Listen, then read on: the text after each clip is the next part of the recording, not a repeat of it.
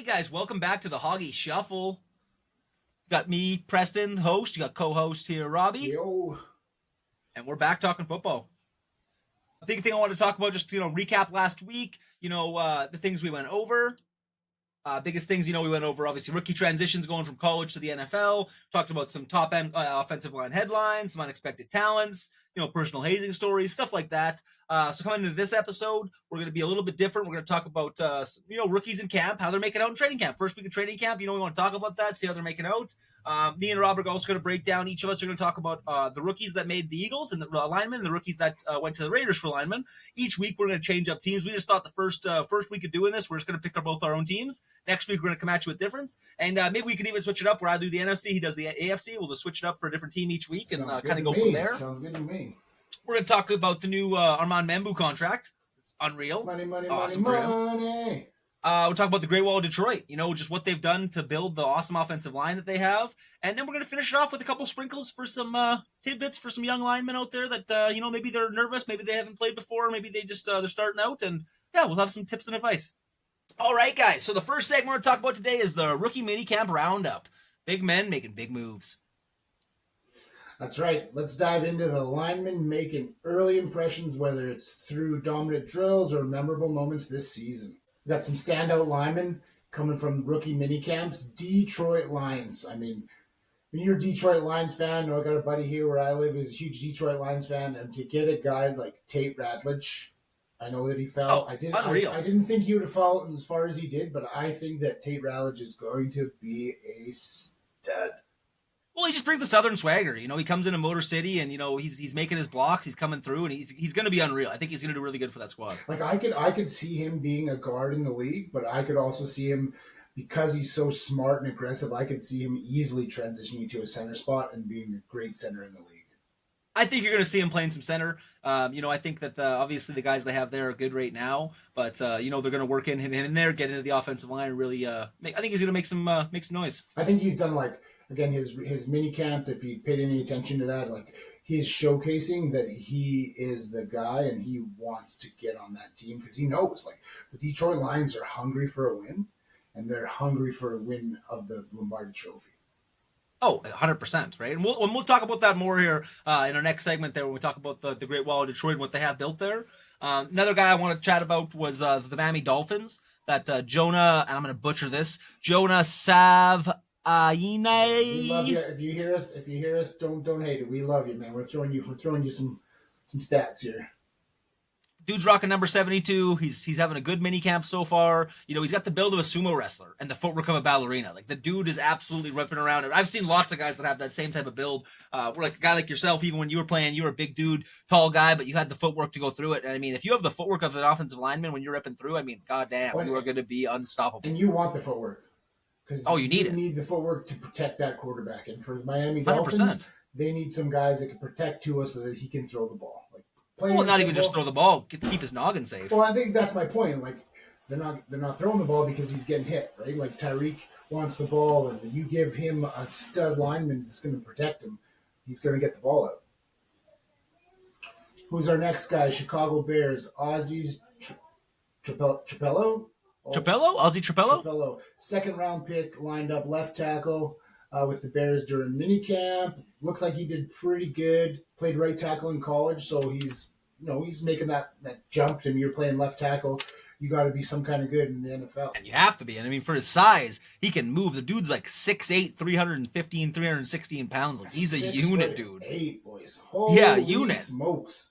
And he's moving with grace out there. I mean, the Bears potentially could have a future starter on their hands if he works out well in minicamp and starts the season off hot. Imagine meeting that guy in a chicken wing eating contest. I'm telling you. But watch out for your fingers, boys. Watch out for your fingers. We talked about this in our first episode where the Bears were really working up, loading this offensive line, trying to bring these young guys in. They have a couple veteran guys they're working with as well too. So bringing these young guys in there, I think it's going to really help out their squad and give Caleb Williams some good protection. Yeah, good for Caleb Williams. He needs it.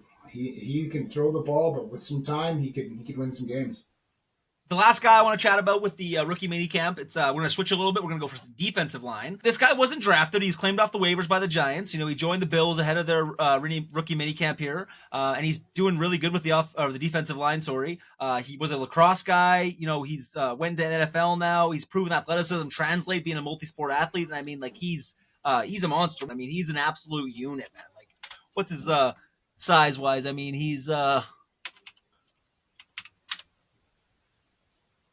about 6'5", 300 pounds. Wow. Like, monster, right? And I mean, like, when you look at what he can do out there, like, he's an absolute unit. So, I mean, you got to understand, like, these rookies, they're already making their presence felt. They want to make sure that everybody knows their name. Everyone's talking about them. And obviously, we're talking about it because we want to hype these guys up. People don't talk about the linemen enough. They're always talking about, you always see the Sanders in the media and all this kind of stuff. And these guys are all getting their flowers. But these big guys deserve it too, man. Like, they're working their ass off to make these teams, to bust their hump, to make these squads and work through these mini camps. And I just can't wait to see them being monsters. Absolutely. I can't wait to see how all these guys that we've been talking about these last couple of weeks transition into the NFL. And as I said, like Preston said, we're going to keep you guys up to date on all the guys that we've talked about. Week 1, all the guys that we've showcased, we are going to have stat breakdowns for all those guys for you. All their every stat they're going to have, pancakes, sacks, whatever. We're going to have those guys. Like I cannot wait. Stay tuned for updates because they're going to be good. And I will say back this again, just so there's no people out there calling me out for this. He did play defensive line at Oregon. It's not that he only played lacrosse. He definitely did play defensive line. It's just he played lacrosse over at Syracuse, and I just wanted to make sure people knew that he's a multi-sport athlete. He wasn't just a football guy. He's back and forth, but obviously he chose football going for his career. All right, guys, it's now time for our next segment, Trenches Reloaded. We're going to look at the big men from our two teams, Philadelphia Eagles and, of course, the Oakland Raiders. I'm going to let Preston, he's up first. He's going to tell you some stuff about these Philly guys.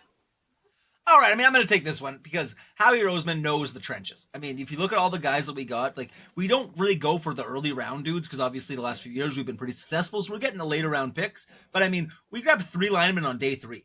Like, you got a guy like Howie out there picking these dudes, like it's unreal. So let's start off right out the gates. We got Drew Kendall. He's a center out of Boston College. He was a 5th round pick, right? I think he was picked 168th. The dude's technically sound. I mean, he had 37 starts in college. So I mean, it's the 5th round draft pick. We're not talking about the top guys. We're not talking about, but you got to realize these dudes made the NFL. They're still on those rookie camps. 37 right starts for a guy in college football is a big deal, man. That's a lot of starts. Oh, yeah. Smart guy. I mean, you have to be a smart guy. You're going to that Philly O-line, like you've got to be, as they would call it, you got to be a dog when you go to Philly. And they're not going to take a guy that's not that, doesn't have that repertoire. And that's where it goes into the next guy here. So you got Miles Hinton. He's an O-tackle out of Michigan. This guy was a 6th round pick for us, 191. National champion. He's 6'7", 325 pounds. Oh. This dude is a unit. And from what I'm reading here, he's the kind of guy who the plan is, he comes into Stoutland University. He's going to learn how to be the guy. And potentially when Lane's gone in the next couple of years, it sounds like he's going to try and fill that role and be that tackle spot for us. Obviously, his background in the NFL, he is the brother of Chris Hinton that already plays. So, it's nice having a brother in the league already, a guy that's already been established, been developed, coming through. Both his father and his brother played in the NFL. So his dad was drafted, I think, 4th overall pick in the 1st round of the draft, 1983. Like, his dad was an absolute unit, 7-time Pro Bowler, like dog, right? And then you get to his brother, who's an absolute unit as well too. He's playing for the looks like the Chargers right now. Doing great. He's obviously a big guy as well too. He's about 6'4", 310. So obviously, imagine how proud of a dad you would be. Oh man, both your kids made the NFL. And not only just that, when you're an offensive lineman, I can never stress that enough. It's a different breed of human being. You got to be a totally separate kind of guy that pretty much all your friends that you grow up with in life are going to be offensive linemen, the guys you hang out with later in life, because we're just different. And now you're telling me that you've had 2 sons that both make it to the NFL. Both of them. Right, and I understand that the older brother didn't get drafted, but I mean the fact that he's still been in the league for this long, he's still doing these things. It's awesome. I mean, like he's been in the league since I think 2022. So I mean, like that's unreal. He's been in the league almost 3 years now. He's working. I mean, mostly practice squad rosters, but it looks like he made the Chargers full roster this last 2022. Yeah, he's been on the Chargers for the last few years. I mean, he's been killing it, man. I'm excited to hear about your next guy here. He sounds. So, last guy I want to talk This is the about guy for the I know. Eagles. This is Cameron Williams. He's an O-tackle out of Texas, right? He was a sixth-round pick, 207th, right? He's 6'6", 320 pounds. He is an absolute mauler He's for the a Longhorns. monster. Now, just because I have to, horns down. But he's raw and coachable, right? He could turn into a swing tackle, anything you need. I mean, he fits in Stowlin's run game so well. It's going to be so nice, and I really think that he's going to build him up and do the right things. And I mean, you got to realize, will any of these guys crack the 53? Practice squad versus game day roster? I mean, I don't know if all four of them will. I have a strong feeling that the last guy we just talked about there, Cameron Williams, and as well as Miles Hinton, will make the 53. I think they're both dogs. But like I said, Stelton University strikes again. At the end of the day, no matter if they're on practice squad for a couple of years or if they're actually making the full squad, they're going to learn how to play offensive line by the best offensive line coach in the world. I mean, you can't even argue with that guy because I mean, just look at their offensive line. There's a reason they can only run the tush push, and it has nothing to do. It has nothing to do with the quarterback or the running back or anybody else they bring in. It has to do with those five guys up front. And I believe in the tush push, they bring two XTs in. So, all right, let's go to the Raiders segment. Vegas goes underdog, grid up front. Like, let's be honest, Raiders had 11 picks. We knocked it out of the park with our first pick. I think Gentry's going to be unreal. But we got some dogs. Like, we got some big old linemen came out. Charles Grant, O-tackle, William and Mary. So he come from a smaller school. He was still an FCS standout, two-time All-American, known for his consistency. He's a leader in the locker room, and I mean, for me, that's one of the biggest things ever. And you're an old lineman that's got a mean streak, and you're a small school guy. Like, we just see year in and year out these small school guys just show up because they're from a small school. Nobody knows who they are, and they ball out in the league.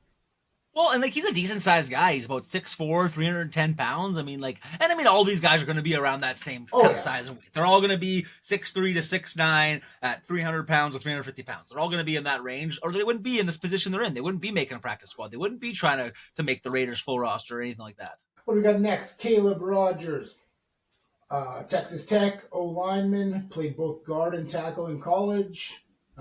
Agile in space. Dude's got some masterful feet, handwork. He's mean. He's a great pass protector. He'll definitely play some left side, I believe, for us if he's, cracks that 53-man roster. He could be a plug-and-play type of guy. Like, he could play tackle. He's a big guy. He could play guard, as I said. Bonus, he's an unrestricted free agent. Check it out. He was. I mean, he's not bad. If you look at his stats, he ran a 5.1 40-yard dash, 9 foot 3 inch broad jump, 7.43 on the cone drill. I mean, he's definitely got the stats to make the NFL and really push through. Again, the Raiders went, they went developmental. Pete Carroll said it best. We're not here to win a championship this year, next year. We're here to set the Raiders up for success in the future. And they put O-line depth out, and they put quarterback depth out. I think the one quarterback they drafted, his name slipped in my mind a little bit, but he went right to a slot back. So they got one guy out of, I'm not sure if it was Buffalo or somewhere like that, but he's got they got some good stuff coming up. Colton Miller, is he going to be with us long term? I don't know. He's on contract year, so I'm not sure if he will. I mean, he's a great left tackle. He's been good for the Raiders for a long time now. I think he's late in his career with the Raiders. So I think it's looking good for our O-line, I hope.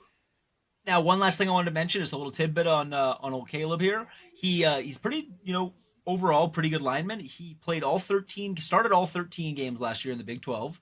He played 2 at left guard, 1 at right guard, and 10 at right tackle. See? What does that tell me? That tells me he can play at any spot that they need him at. Well, I tell you, I always say this, and it doesn't matter what level of football we're coming from.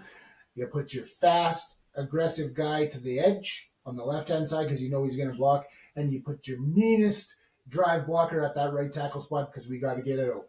And those are my 2 key points when I'm always coaching offensive line. Those are the 2 guys I want to ID the fastest because I want to know that, hey, this left guy is going to open it up, and the right guy he's going to smash it down.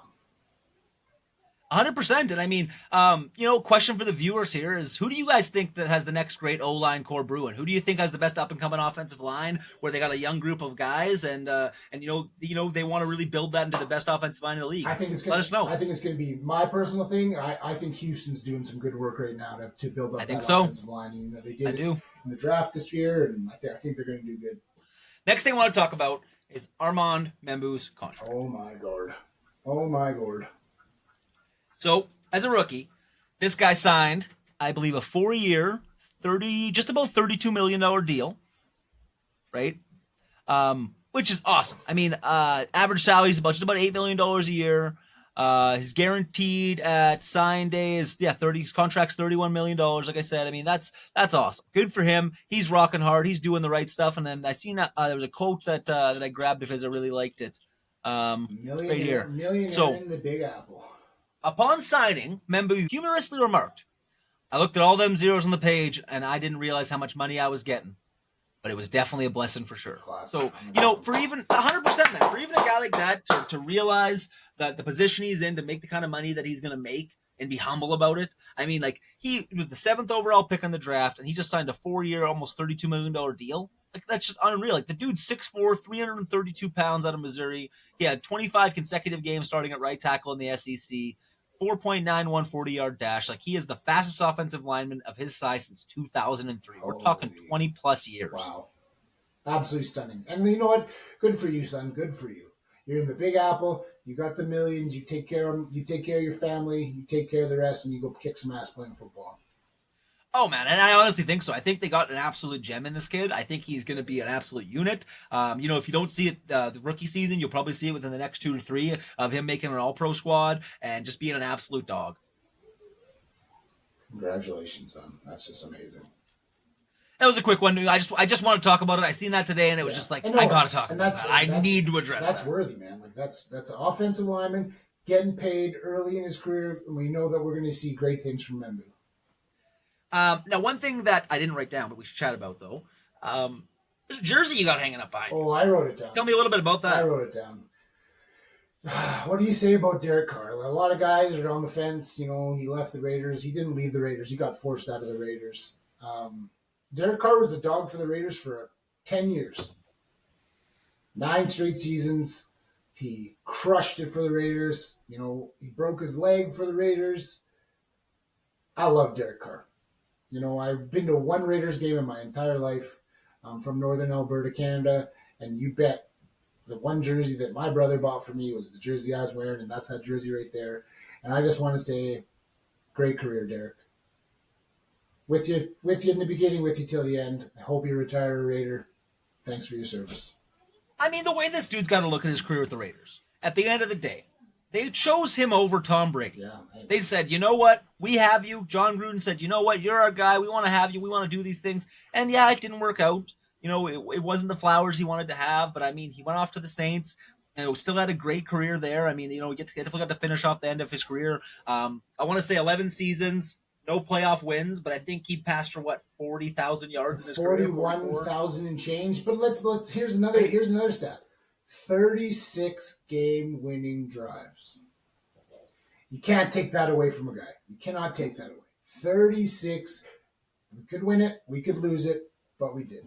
And you know what? Say what you want about Derek Carr and the Raiders. But this goes down to Derek Carr's career more so being about never having a consistent job in Oakland or in Las Vegas. The guy had 9 coordinators in his 9 years. Something like that. Maybe it wasn't 9, but it was an absolute. It was a lot, man. And when you're trying to be the trying to be the quarterback, and you constantly get swapped out coordinators, you're never getting a flow together. You're never getting those proper cohesions together, and it just doesn't work. No. As I said, it can't. As I said, Derek Carr did a lot of great things. The only negative I could ever say about Derek Carr, and he'll say this about himself, I wish he didn't take all the money his first contract, because then Khalil Mack would have still stayed with the Raiders. Yep. And, that's the only negative that I have to say about Derek Carr. And that's fair. And, speaking of these quarterbacks and stuff, I actually I read the story, and we don't have this one written down either, but I read this story, speaking of quarterbacks, and it was talking about how if you look at the last 5 years, I think it's since 2020, right, and you want to talk about there's a specific stat. I can't remember exactly what it is. It might be EPA attempts per something, but it's a specific stat, and it's pretty crazy. I'll throw it up after so you guys know what I'm talking about. But basically, if you look over the last 5 seasons, quarterbacks that had game-winning drives, right? And I'm going to call it right now. Jalen Hurts, he's on the bottom of this list. But typically the reason why is, and you have to understand, we don't have a lot of these close games. We have a lot of blowout games, right? But when you talk about close game wins, and you look at, let's say, you put the radar at 40 times, right? Or 40, like the stat at 40, right? Yeah. Instead of 50. Now, here's the crazy part of the stat. Tom Brady's still in the top 5 of the stat, even though he hasn't played in the season in the last 3 years. He had that many, in his just 2 years from 2020 to 2022, he had that many closeout wins. Wow. So, but there's a crazy part of the stat, and I'm going to finish it off with this. Jaden Daniels, as a rookie quarterback last year, would be number 1. Wow. But all those guys over a 5-year period. And, I mean, one season. Jaden Daniels is, I've said it already on this thing, he's going to be something special. So, like, you want to talk about clutch? That's a clutch player. That's a clutch quarterback. And you look at the first game last year, Eagles Commanders. It didn't go great for the Eagles. Like, he balled out, right? And obviously going to that second game, it was a little bit different. But I think that people were just a little bit more aware of what was going on, aware of the game. But you got a guy like him in there, and he's young, he's a rookie, But I think that in the next 5 years, you're going to see Jaden Daniels as the face of this league. I wholeheartedly agree with you on that one. Like, I think that Mahomes will patch the torch off to him. Well, I don't know how good what's going on with old Patrick Mahomes these days. I'm not saying he's not great, because he's definitely great, but even the bullshit shitty Eagles fan I am, I can still say you take away one Super Bowl from that guy that he lost, like that really big blowout. Obviously, it was 34-0 with the starters in. Take that one game away, he's still the best quarterback in the league. Oh yeah. I hate him. I hate how good he is. I absolutely despise and how good that he can play, and how it just like he can change the game on the little things that he does. There's not a lot of people out there that can do that. That can be one specific dude that can be that much of a game changer. But he's that guy. Tell that to the guys that got to play him twice a season. But that also branches off into as well too, right? If he doesn't have guys like Creed Humphrey up front, guess what he can do? Right. Not a goddamn thing. Nothing. Not a Josh darn thing. Nothing. Right? And so, they always talk about, even us right now, we're talking about these quarterbacks, but reality is, you take away their line that they have, they're not so special anymore. Cool, you can huck a ball pretty far, but if you don't have the blocks there to be able to get in that position to be able to huck that ball, I don't know. You need those guys. You need them. And speaking of that, something I wanted to branch off into was I want to talk about the Detroit Lions. Oh my. So, I don't know. I really think that what they're doing there, they're just building an absolute. I've seen some quotes calling it the Great Wall of Detroit. That's a good, right? That's a good name. I think so. It's the the construction, the performance, and the impact of the Detroit Lions offensive line, and it just dubbed into the Great Wall of Detroit. I just hope they do more with that name than the Dallas Cowboys did in the 2000. Again, because that was the Great Wall of Dallas, and it was.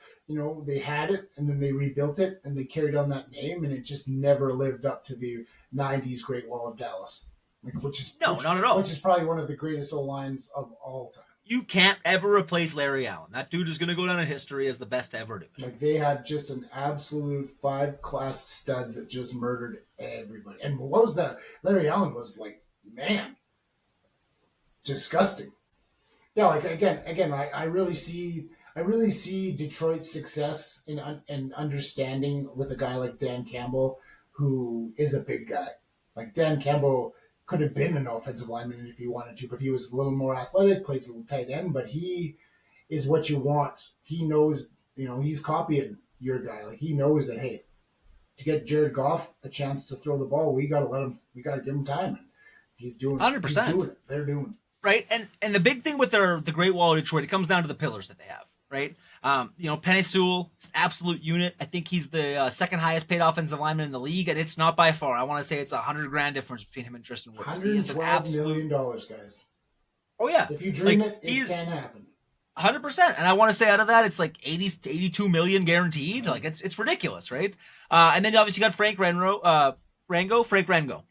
He's the brains at center. He's the guy who knows everything that's going on. He knows exactly what's happening. Even if through his injuries or anything like that, he's also performing. He's always doing those things. He's got the toughness, the leadership, and he's just a central figure in that offensive line. And then to end it all off, you got Taylor Decker. He's their veteran. He's their guy that's absolutely holding it down. He's been consistent. He's been reliable left tackle, providing that stability and that leadership on the offensive line. He's the leadership in the locker room. You know what I mean? Like he's. Oh yeah, he's a Pro Bowler. Right. Like he's a monster, dude. Just an absolute monster. You look at their dominance. I mean, they only allowed 33 sacks in the league last year, which was, I don't know the exact top 5 in that sense, but it was up there. Like, they were definitely one of the top pass blocking offensive lines in the league. And then going into the rushing attempts, I mean, they paved the way, right? They had a huge run attack. They were pushing right through. Detroit had the second lowest 3-and-out rate of 2024. They only went 3-and-out just 17% of all their drives. Well, like, how many games last year did they score 40-plus points? Oh, exactly. Like 10 games. Right? I'm pretty sure the stats 10 games they scored more than 40-plus points. So it was absolutely disgusting. Like, they've invested so heavily to draft and build their offensive line that they have all these guys like Sewell and Ragnow in early rounds. You know, their coach Hank Fraley, their coach Hank Fraley's been instrumental in that developing the talent they have out there. You know, again, I'll always still Scotland's the best offensive line coach, but I'll tell you what.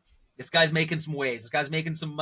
He's making some motion in the ocean. You know, he's really showing these dudes like, hey, I've got it. You know, I can coach these big guys. I understand how to go through, and you know they've cultivated the depth. They have Graham Glasgow, Kevin Zitzler. You know, they have lots of guys that are in their 6-man rotation that come in there. It's keeping those guys like that. Like that's the hard part is not drafting them and getting them and making them good. Like that's not the hard part. The hard part is A1 convincing them to stay on a team like Detroit, like the Raiders. You know, who are perennial. They're not very good. Like, it's hard to say, hey, we're going to be good next year. Have faith in us. And Dan Campbell somehow took all the faith that he had in his body, put it in water, and bottled it. And everybody on that team's drinking it. He's the people's coach. You know, he really just goes down to the dudes, and he understands, and he just. I've been around a lot of programs. I've seen many coaches hold themselves so far above the team that you can't even talk to them without getting through A, B, and C. But you got a guy like Dan Campbell, I guarantee you that dude's going in the locker room. He's having those one-on-one meetings. He's making sure he understands everything going on in those players' lives to make sure that he's the best coach he can possibly be. And then, you know, obviously they have their success. You know, I don't think they would be successful if they didn't have the offensive line they have right now. I think that their offensive line has influenced all the success that they have and to making sure that they can be a really great football team. 100%. And it's not... And that offensive line, it's not just pass block for your quarterback and run block for your running back. They have moving pieces consistently. Every play looks different.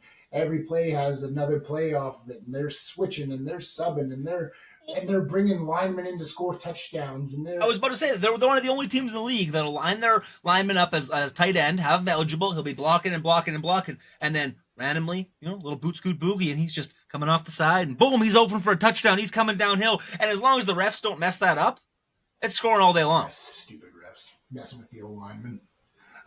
Yeah, like, you know, I'm pretty sure they had like 2 or 3 consecutive games last season where the lineman did score or a lineman did get the ball in some play. Right?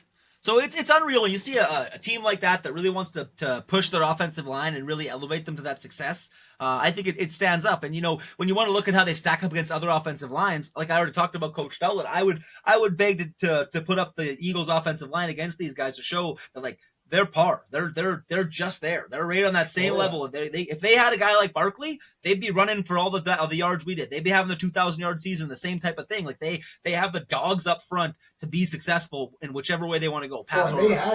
They had 2 running backs last year that were, I think one was over 1,000, one was just under 1,000 yards. Right? Like they had big production from the running backs last season.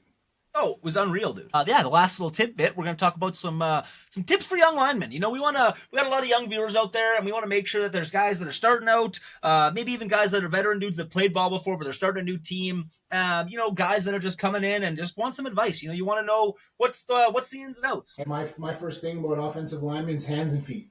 Or defensive linemen, same thing, hands and feet. You want to do some drills outside of football practice and away from, you know, maybe you can't get to the gym and you just have some things you want to do at home. Hand and foot drills don't cost any money. YouTube is free and you can get unlimited access to great stuff on there and just concentrate on working your hands and feet and everything else will develop itself. Like those 2 things are what you need to get you into the future, into the next level of determination for the sport that you love. 100%. And I mean, it's all about the little things. How bad do you want to be in that spot? You're a grade 10 kid, you're a grade 8 kid, you're a young guy, and you want to be part of that squad. You want to be with the guys. Go in there, fight for reps, be that dog, be that guy. And it's going to suck. I'm telling you right now, you're going to walk in. Like, I remember I walked in grade 10, every single offensive lineman on the team was about 6'3" to 6'5". And there was little old me at 5'9", right? And for me, it was just that, oh my gosh, here we go, it's go time mode. And if you get a good group of veterans, and I'm gonna call out you guys and the veterans. If you guys are out there, you're the seniors on that team, you're the veterans. You go out there and you grab a young dude and you show him the ropes. You make sure that he feels so welcome on that team, man, that in 2 years he's doing the same thing for the next guy and the next guy and the next guy. Because I tell you what, man, it makes a culture. Because there's one thing about being part of a football team. When you're part of a football program, you're part of a culture. And it wholeheartedly means that you need to keep going and keep going and keep going for the guys that are 4, 5, 6, 10 years after you. Keep that culture piece going by doing the right things. Lineman love goes a long way. You know what I mean? Oh, yeah. Like you bring a lineman in and you let him know that you want him to be there. He'll give you he'll give you everything he's got in his tank. But if you ridicule him and you make fun of him for, he's new, he's chubby, he doesn't have what we have, he's never going to get it if he doesn't have your back. If you don't have his back, he's never going to get it. And the same thing comes down to you quarterbacks out there. You really want to make a good connection. You really want to be protected out there. You'll make friends with your offensive line. I guarantee you go out there and, you treat them right and you make sure they feel the love, they'll reciprocate that right back to you. But if you're that shitty quarterback who every time there's a mistake that happens or there's a holding call or anything like that, and you're just the first to just start pointing fingers and just say, hey, you messed, it's on you. I promise you, the next play happens, that ball snapped, they're going to stand up and let every one of those 4 dudes tee off on you. Oh, yeah. You're going to be getting... Be a friend. Don't make an enemy. 100%. Like, we're big dudes. We have a lot of emotions. And if you treat us right and you do it properly, man, we're going to give you everything we got and we're going to protect you. But if you want to mess around and you want to treat us bad and do the wrong things, I tell you, it goes both ways. And this stems back to being a rookie lineman. There's lots of things I can tell you to do right and do wrong, but the biggest advice I can possibly give you is just to be coachable. 100%. If you can go into a program and you can just say, yes, coach, and you can work on this and work on that, and you go home and you're looking in the playbook and you're watching film and you're doing all these right things, you're going to be so successful. All of a sudden, you're just going to, oh my gosh, I'm on the field. I'm playing. I got a block. I went in. I made a tackle. I got a sack. Because at the end of the day, as coaches, you're on a team because we believe in you. 100%. So if you can look back and believe in yourself and know that you have it and you have all the ability to be successful, man, as a coach, you're going to be unreal. As a coach, we're only telling you the things to make you better. We're like parents away from the house. We're like the cool parents. We're the parents that you want to hang out with. So when we tell you something and you're a coach and you listen, the only thing that should ever come out of your mouth is, yes, coach. Did I do that? Good, coach. Thanks, coach. Because all those coaches you have, they're volunteers. They love you. That's why they're out there. They love the sport. They want to be there. And when you get a good coach like that, you just let them know, yes, coach, I got your back. And he will always have yours. And that's the reality. And that goes for anything in life. Guys, once you play, I don't care what the sport is. If you played youth sports, when you transition into that adulthood and you transition into getting a job and working as a team and doing these things, man, I promise you, it is so much easier if you were part of a team sport growing up. Oh, yeah. Because your ability to teamwork, to network, to work with people, to understand that, hey, I got to lean on you a little bit to get the job done. Or, hey, you can lean on me a little bit. I can take care of you. I got this, right? It makes the world difference, man, if you played a team sport as a kid. I'm a firm believer in that. Well, guys, that pretty much ends the episode off. We talked about a few things. We obviously talked about the rookie training camp, the offensive defensive linemen of the Eagles and the Raiders getting drafted coming in, Armond Mebou, the Great Wall of Detroit, and getting some tips for young guys, But the biggest thing I want to talk about is, guys, we need some likes and shares and subscribes. Hit us up. We need some love here. We want to know what you want. We want to know what you know. Exactly. Get in the comments, man. Light it up. Tell me how wrong I am. Tell me how right I am.